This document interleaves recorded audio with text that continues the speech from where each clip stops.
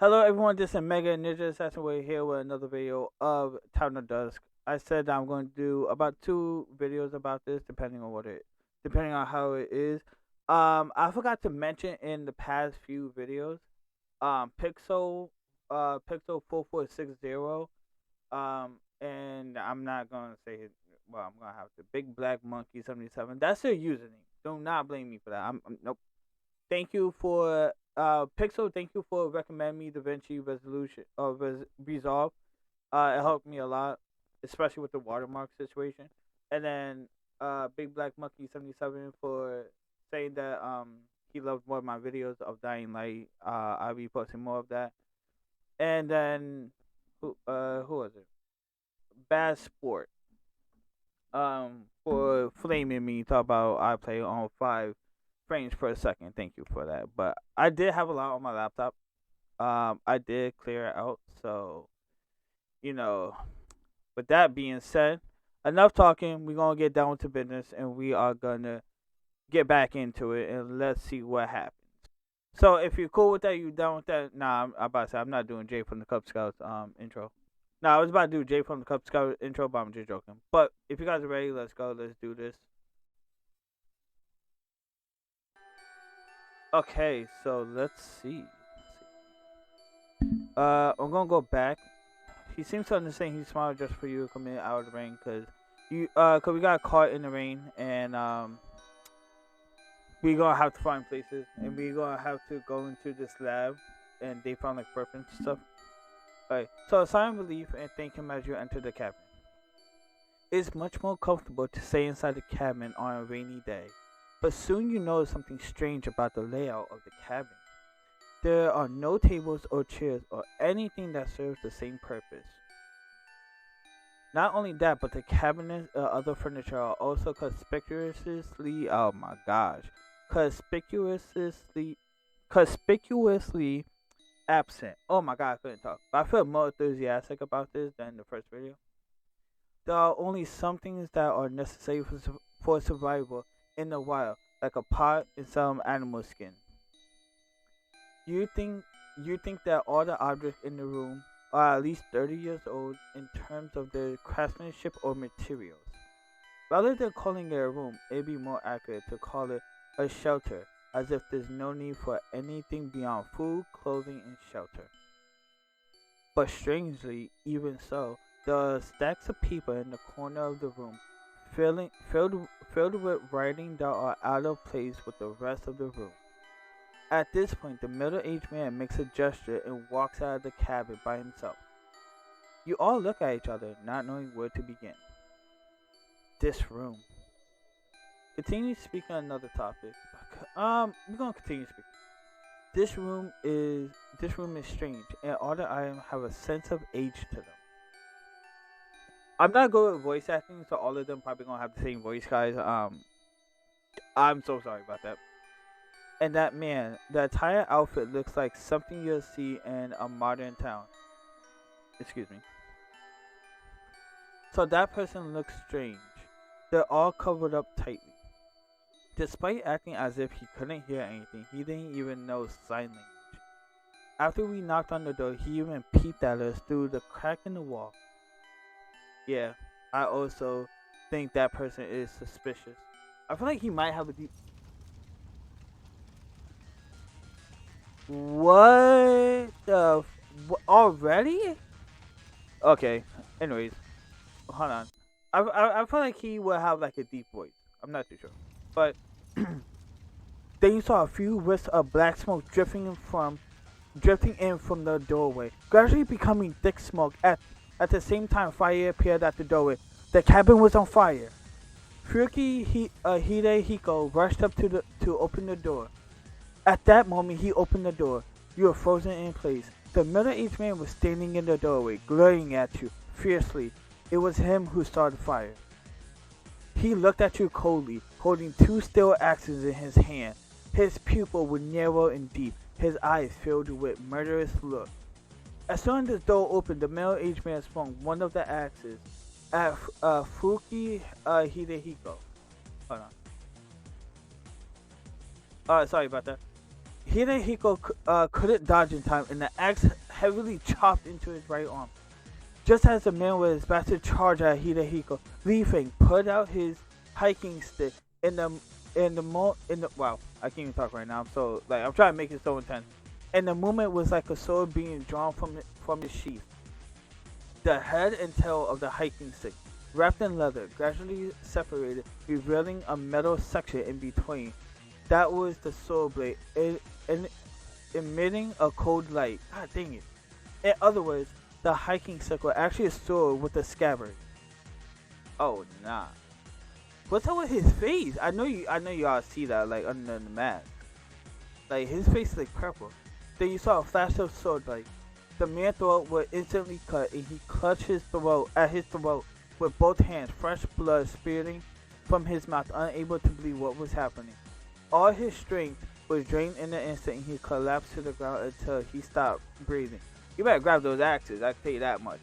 You couldn't believe that the man was dead. Since the fire was still spreading, you couldn't afford to delay, and ran out the cabin. Cool. Did you guys grab the axes at least? Like, come on now. The nerves that were stretched to the limit relaxed, and you, who escaped from death, collapsed to the ground and breathed a sigh of relief. Wow, you're amazing. Hidehiko held his right arm with his left hand and said to Li Feng. Li Feng ignored him and checked the man's body without changing his face to see if he was really dead. Then he took some measure to protect the scene to prepare for the police investigation. I don't think the police is gonna come out there, bro. I can tell you that right. He told me, walked up to ask Hidehiko about his injury, and then he told me, took a bandage and iodine from Hidehiko's backpack and bandaged the wound. After the bleeding stopped, he then used drinking water to clean and disinfect the wound, and then bandage it with bandages and cloth. Throughout the process, Hidehiko kept crying out. Kentaro found a removable shovel in the man's backpack. The shovel head was wet with mud, but showed that the shovel had been used recently, combined with the fact that the man was also carrying an axe. Kentaro speculated the man killed and discarded the body many years ago. And if it was used recently, it was not many years ago, my guy. Since the then forbidden area, I don't know why that was so hard to say. Forbidden area of Silent Mountain was an ideal place to do so. He enters the area now that it is about to be open to the public in order to complete the dismemberment and burial. But what actually happened remains unknown. Then you found a flat piece of land, set up a frame, covered it with cloth and rope, and erected a tent. You rested inside the tent, waiting for the rain to stop. When you look back at the wooden hut, it was already engulfed in flames. After barely escaping with your life, everyone was exhausted and sat on their backpacks. Perhaps it was too tiring to even talk. Everyone was silent, taking a break, eyes closed, taking in the moment of breathe. I cannot talk, bro. I cannot talk for the life of me right now. Brief peace. Outside, the sound of rain gradually grew quiet until it became one with the background noise. You opened the tent flap and stuck your hand out to feel the size of the raindrops. They were intermediate, coming from above, the water left behind on branches and leaves. After the rain, you realize that the rain has stopped. Immediately, you prepare to head for the stream you had decided to go to earlier. Soon, you saw the stream in the distance, flowing down from the mountain peak on the other side. But to get there, you would need to cross a ridge. Hidehiko looked at the details in the distance through a telescope, muttering to himself. Meanwhile, you were rampaging through your backpack for the camera. Huh? Why are there forks in the road up ahead? A three-way fork? The map only shows one road. Hidehiko looks down the road ahead through the binoculars, somewhat perplexed. Yeah, it is a bit strange. but the mountain peak in the distance should be in our southeast direction, but now it's in the northeast. So we should be in this location on the map. Isn't Lee Fang the teacher, I believe? This map was drawn over 40 years ago. This location on the map is blank. That should explain it. You have a vague feeling you're lost. The current location and the map location. You think you are not you think you are not consistent. But this road does lead to the ridge up ahead. What's that up ahead? That white patch? It doesn't look like stone. Hidehiko describes the scene he sees through his binoculars. Let me take a look. Kentaro takes the binocular from Hidehiko. I can't see clearly either. Let's go take a look. Y'all head towards the fork in the road. As you get closer and can see the ground in front of the fork more clearly. Oh, nah. Nope. The hair-raising scene before you makes you stop in your tracks. It's a field of scattered bones, and the most prominent among them are the human skulls. The black, empty sockets of their eyes seem to swallow up all light like the coming of death. I got chills right now. I got chills, bro. Like, I'm not even cold. I literally got chills just from this, bro. Oh my gosh. I say bro a lot. I need to stop. I literally got chills, bro. Oh my gosh. The bones look like they've been lying on the ground for a long time because they're weather beaten and rotting. Yo, my god. Just reading this in my voice right now, like, I can't. They're dry, fragile, and incomplete. You notice a small wooden plaque a short distance away. There are no words on it, but when you walk around to the other side of the plaque, you see the word danger written there. This makes you wow, oh my gosh. This makes you subconsciously look around for potential hazards. This wooden sign is facing the wrong way. How can it be wrong? If the sign is trying to tell us danger, that there's danger ahead, then the sign with the word danger should be facing us. Unless the sign is trying to tell us that the danger is the direction we came from. That's what I think. But the murderer we ran to was just a coincidence. It has nothing to do with the sign. Could it be that wooden cabin? I have a guess, but it's kind of far-fetched. This sign was put up by the owner of the cabin as a warning to people on the other side of this crossroad not to approach the cabin. It's kind of a self-defense measure. That means there are also people on the other side of the crossroad, and these bones are used to intimidate them. So, do we keep going forward? Kentaro nods.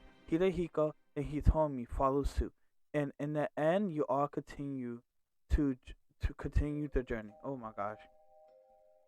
Now the question before you is, which of the two paths at the fork in the road should you take? Oh my gosh. Guys, comment down below which one would you take. I want to take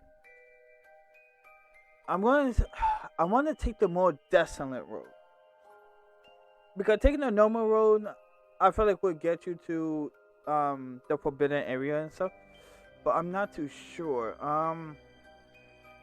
The desolate could take you there too. It's just a more, oh my gosh, yo, I got chills right now.